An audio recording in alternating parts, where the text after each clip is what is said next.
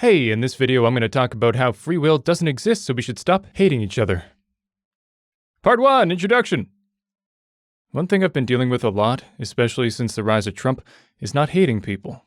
Because holy moly did Trump bring out the terrible side of a lot of people. It became so clear that there was this huge segment of the population who are, as far as my sensibilities are concerned, bad people.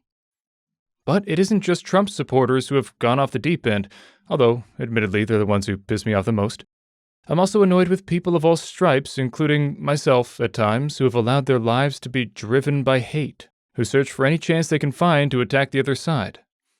Now, I think the problem is worse in some segments of the population, but I'm not here to point fingers, just pointing out that pretty much everyone nowadays is too quick to hate other people for their beliefs.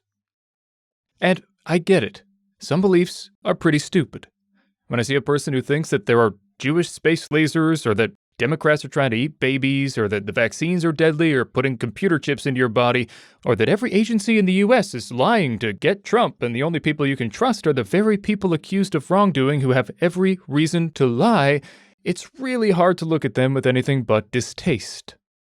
And hey, to step outside my bias for a second, I can see a right-winger seeing someone who supports killing babies, who thinks that only white people can be racist, who seemingly wants to tell people what to say and what to think, all with the support of a media framework that seems biased in their favor, and being similarly disgusted. I'm not here to change anyone's mind on these policies, although I'd love it if everyone just got the damn vaccine so we wouldn't be so at the mercy of the selfish minority. I'm here to say, none of that is anyone's fault. Because... Part 2, free will does not exist. Keeping you on your toes. I first got into the whole free will thing through Sam Harris. Sam Harris. I know he's a pretty contentious figure because the left thinks he's an Islamophobe and the right thinks he has Trump derangement syndrome, a term I loathe more than you can imagine, but I like him for the most part. However, setting his politics aside, his talks on free will have been pretty life-changing for me.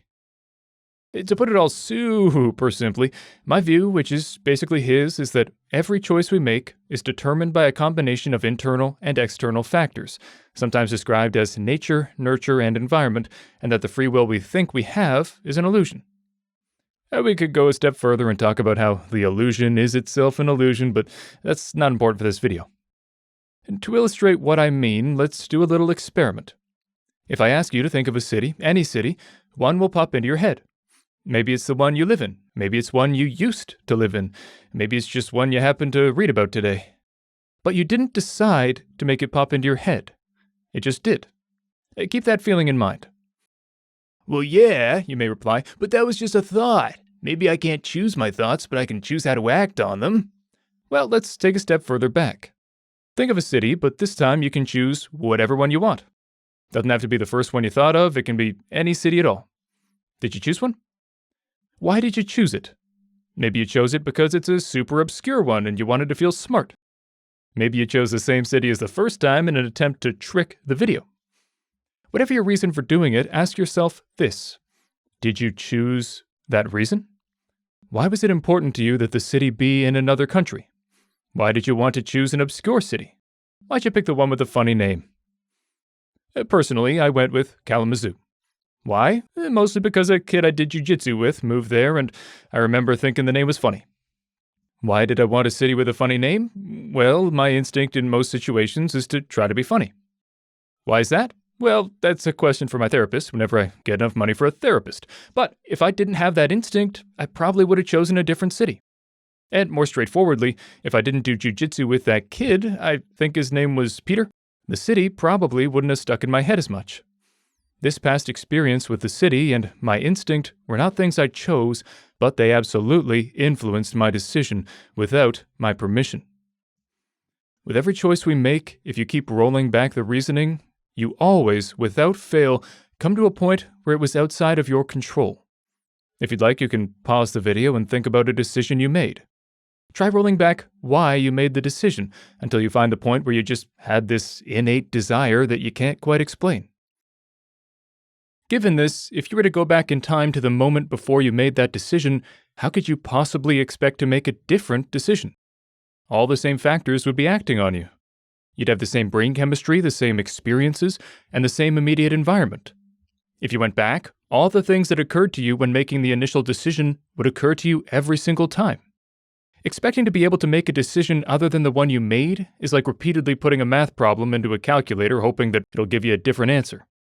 If all the inputs are the same, the output will stay the same too, which means that nobody could ever have made any other decision than the one they made. There is no possible or probable, there is only what is and was. This deterministic view is supported in terms of scientific studies. Various studies have shown that the brain seems to decide on things before we consciously come to a conclusion. I won't get into detail because while I have an undergrad in psychology, I forget much of it and I don't understand this stuff nearly well enough to explain it in detail. But people much smarter than me agree that this is evidence that our conscious decision-making is an illusion. That these decisions are made in our brains before we are even conscious of the decision. We are witnesses to our brain's decisions, not the decision makers. There's a whole bunch of research on this topic that I can't get into now. And look, I'm not naive. I accept that a lot of people watching this are unconvinced. But if you do still believe we have free will, just set that aside for the moment. Just pretend for the time being that you agree, and try to watch the rest of this video from the perspective of someone who doesn't believe in free will, just to expand your horizons. Then go do more reading on it because you're wrong and it really doesn't exist. Just kidding. Kinda. Okay, look, I get it. This is really tricky to get your head around. It took me quite a few dog walks on edibles to really get it to click. And even then, it's something I have to constantly remind myself of. But I've come up with a few analogies that I think really help. Part 3. The obvious analogy. Okay, so since I know most people don't stick around for the whole video, and I've already probably lost quite a few people, I'll jump to the most direct and obvious analogy. Imagine you woke up one day in the body of a murderer on trial. You walk into the courtroom, all eyes are on you, and you can feel their loathing towards you. You sit down and your head is swimming. You can't believe this is what has become of your life. How did this happen? You didn't choose this, you were thrust into this body and now everyone hates you. But it wasn't your fault. This is basically the case for everyone. Every murderer on death's row might as well have just been transported into their bodies at that moment. Because every choice they made up until that point, and every choice they would make after that point, was not a choice made by the consciousness that actually acts on the choices. They face the consequences, to be sure, but they didn't cause them. You need to separate the consciousness, the thing you're experiencing right now, from the cognition. Because while the consciousness is the bit that actually feels things, the cognition or the brain is pulling the strings. And unfortunately, the brain is using the consciousness as a shield. You can't attack the brain directly, you can only shoot the messenger. To further illustrate this distinction, I have another analogy for you. Part 4. The translator. This idea came to me when I realized that I sometimes think in sentences and sometimes in abstract ideas. When I'm just lost in thought, not really controlling my mind, it tends to be just abstract ideas. But when I'm trying to think through something, it feels like I'm taking those abstract thoughts and molding them into words. That lets my conscious mind keep better track of those thoughts and use them either internally or in speaking to someone, but the thoughts were there whether I worded them or not. I couldn't change those thoughts, and there are even more thoughts underneath which I'm not aware of at all. My brain is doing the thinking, and my consciousness turns those thoughts into words and actions. This, I thought, was quite similar to how a translator works. Say there's a diplomat who's constantly yelling at people, calling them names, he's sexist, racist, xenophobic, and hates puppies. I mean, this guy's a real jerk. He goes to a meeting with other diplomats, and his poor translator has to translate the things he says to other translators, who then transmit the words to their diplomats. Now, should the translators hold ill will towards each other? Of course not. They're not choosing the words, they have nothing to do with it. They're just doing their jobs as best they can. The real blame falls on the diplomat, or our brain, which advises our consciousness, the translator, on how to proceed. In fact, I like this idea so much I made a poem about it. I'm really not a poet, I just recorded a bunch for my grandma for Christmas and I kind of got into it. Whatever, not important. The translator. I don't decide the deeds I do. It is my mind that thinks them through. I translate abstract thoughts to words. To think I thought them is absurd.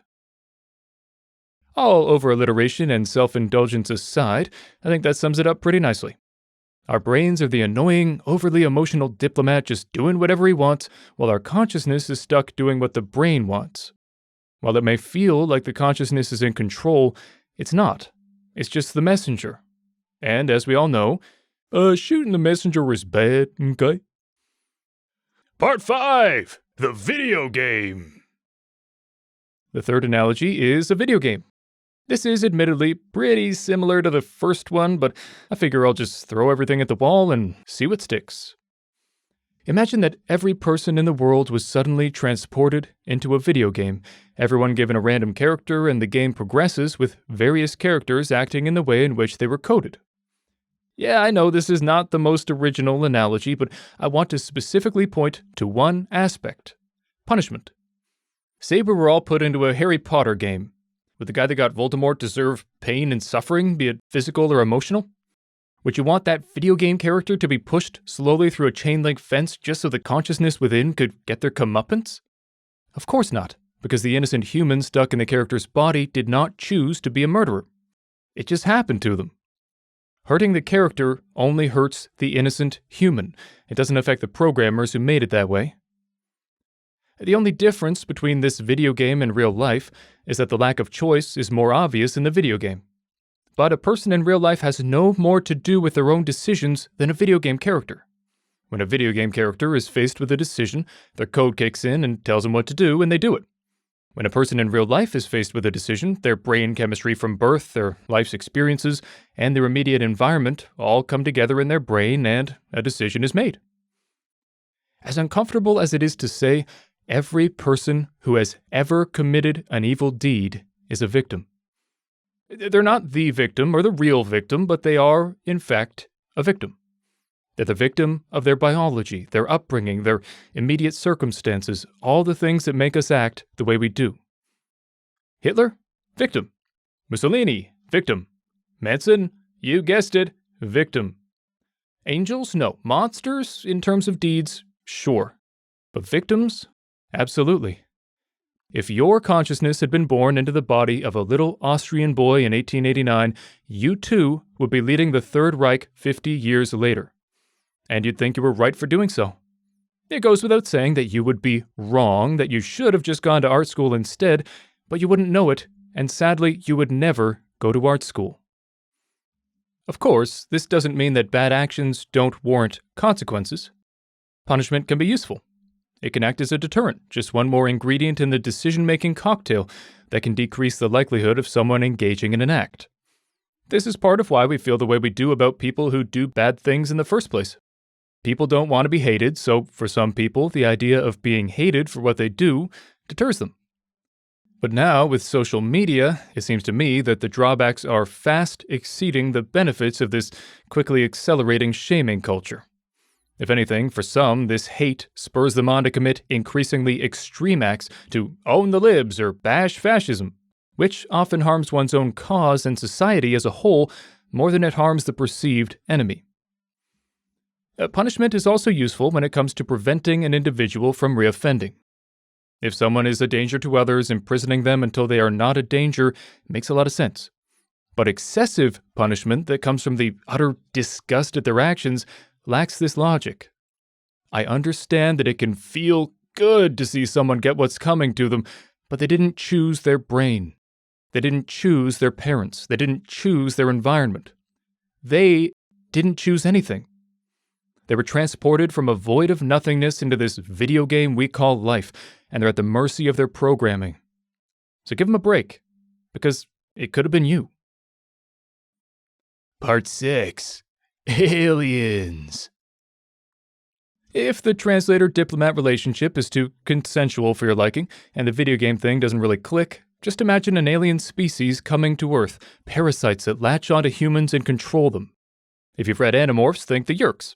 Man, I had such a crush on Rachel when I was a kid. Anyway, if people were controlled by aliens, they would probably do a lot of bad things. But To morally condemn these people for doing them would be pretty stupid, right? It's not their fault, it was the dumb aliens.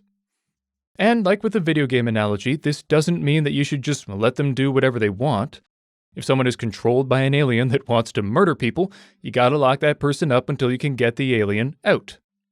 Outwardly, we still try to stop or mitigate the bad actions, but inwardly, we shouldn't hate the person being controlled, and we shouldn't want to punish them further just because their actions were terrible. Because it's not their fault.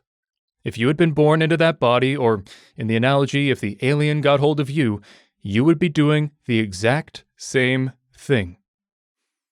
And all of this is true of every single human being on the planet.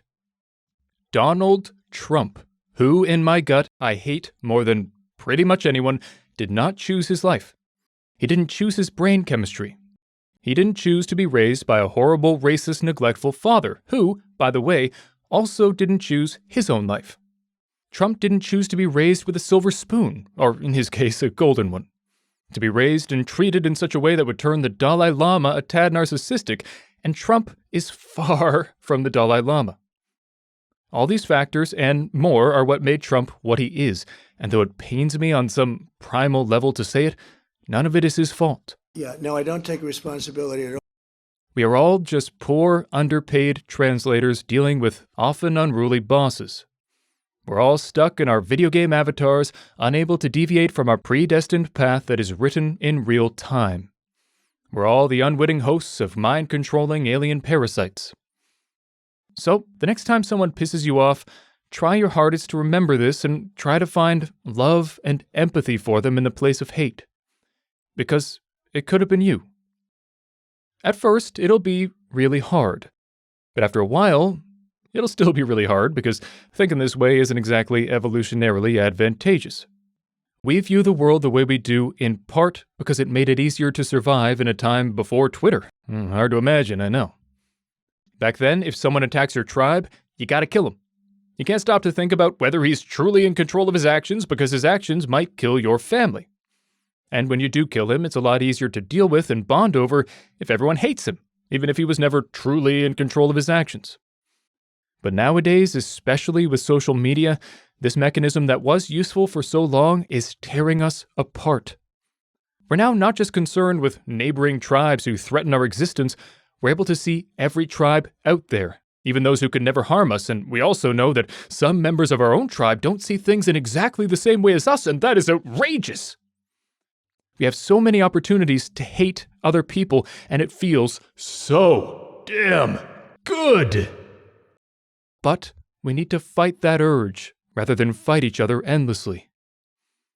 We've all heard the golden rule, treat others how you want to be treated. And it's good advice, because you could have been them, and they could have been you. Part 7. Forgive yourself. You know the best part of this whole no free will thing?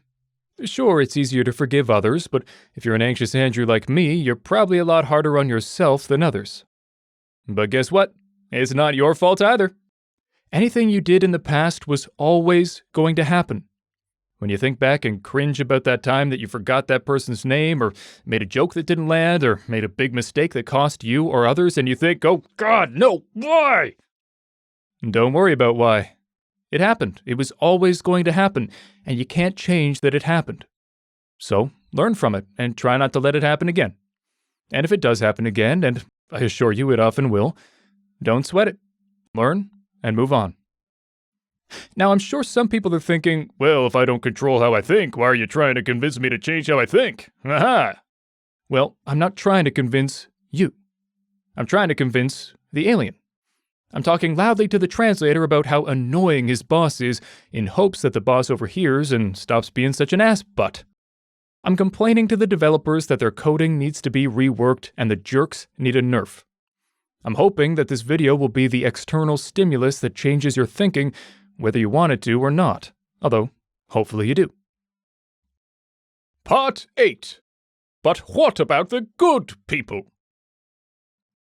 One uncomfortable side effect of recognizing our lack of free will is that it can taint how we view good actions. Just as we are not truly in control of our evil deeds, the same is true of our good ones. However, this is where I would argue in favor of outcomes.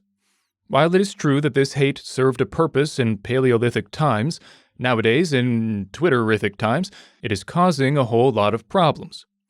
That is why, in my opinion, we should be trying to mitigate the hate, despite how good it feels, and acknowledging the lack of free will is helpful in that regard. But being impressed by or attracted to people who do good things doesn't have the same negative implications. Enjoying someone's artwork and complimenting their skill isn't hurting anyone.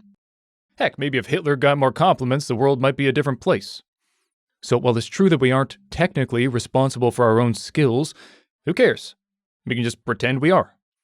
As I said, it takes work to recognize the lack of free will in everyday life, so why do the extra work when it comes to good things when there's no harm done? We can just compliment people for their good qualities while not hating them for their bad ones. And if you want proof that we all already do this, just look at appearance. We are well aware that, for the most part, we can't really help how pretty or ugly we are. Sure, we can wear makeup and nice clothes, but at the end of the day, some people got it, and some just don't got as much of it. However, despite Paul Newman having nothing to do with his beautiful, beautiful, beautiful eyes, people still complimented him on them. Not because they think his eyes were some great accomplishment of his, but because we know it feels good to receive a compliment. We let reality take a little backseat in the name of social cohesion. On the other hand, if someone is freaky looking, we all know it's usually bad to tell them that. They didn't cause it, and it feels bad to be insulted, so we don't insult them. So, in the same way that we acknowledge that a person had nothing to do with their looks when their looks are bad, but compliment them when they're good, we can do the same with actions. Sure, Dolly Parton was technically no more responsible for her amazing deeds than Stalin was for his bad ones, but it feels good to talk about how awesome Dolly Parton is, so who cares? I'm not here to turn everyone into robots just to get people to stop hating each other so much. Look, this got much longer than I intended. I added the whole alien analogy on the fly, and it might not have been wise. Hopefully, you see what I'm getting at here. Epilogue! That bitch at Costco! So, I've said pretty much everything I have to say, but as luck would have it, while I was writing this, I had a chance to practice this attitude at Costco, and thought I'd include that little story. The rest of this video is just self-congratulatory nonsense, so feel free to stop now. You've been warned. I was waiting for a pizza I had ordered when some lady, probably early to mid-20s, went to the counter to get her chicken strips. She'd already been grumbling about the lack of indoor dining, apparently having missed the memo from the government, and was asking the gal at the counter for dipping sauce. Long story short, she started yelling at the worker about how it was her fault they didn't have honey garlic or hot sauce, and she was going to talk to the manager and say how terrible the worker was. Needless to say, this person looked awfully despicable. Doing this in the best of times is shameful, but during a pandemic, especially during this huge Omicron surge, while the workers are no doubt incredibly stressed, is truly insane. And I really wanted to get into it with her. I'm one of those people who usually hates confrontation but loves it when I'm in the right, and boy howdy was I in the right.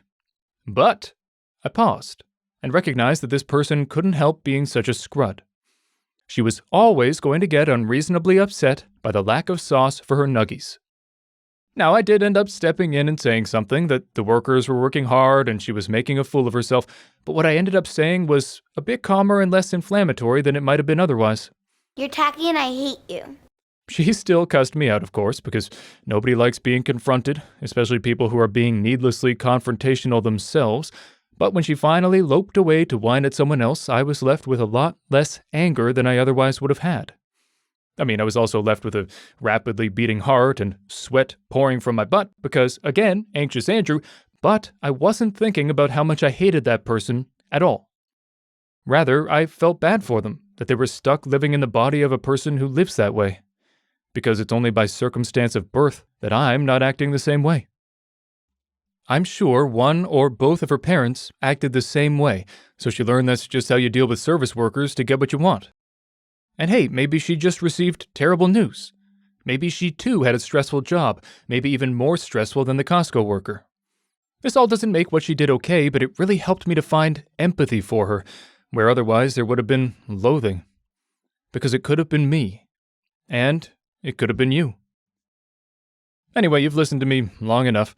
Frankly, if anyone was watching this in the first place, they've probably long stopped by now. But if by some chance this goes viral, whether to 200 people or 2,000, please try to take it to heart. And seriously, if you're listening right now, thank you. All lofty goals of ending hate aside, it's nice when people watch what I create. It feels good. It also feels embarrassing, because I'm the kind of person who, every time I put something out, I immediately think of how much people are judging me for it, but that's not my fault. I was always going to make this dumb video. You were always going to watch it. We're all just slaves to our brain. And if you're just listening in the background and kind of forgot about it, hey! Hey you!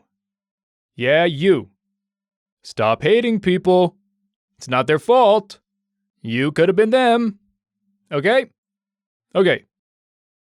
Thanks for listening. I hope this video helps you. And if not, I hope you at least enjoyed it. Later, Gators. And that's my catchphrase. It's cool, huh? It's not very cool. Should I have done this whole video in ASMR? Oh, don't hate each other. Hating is bad. Oh, yeah. Okay, bye.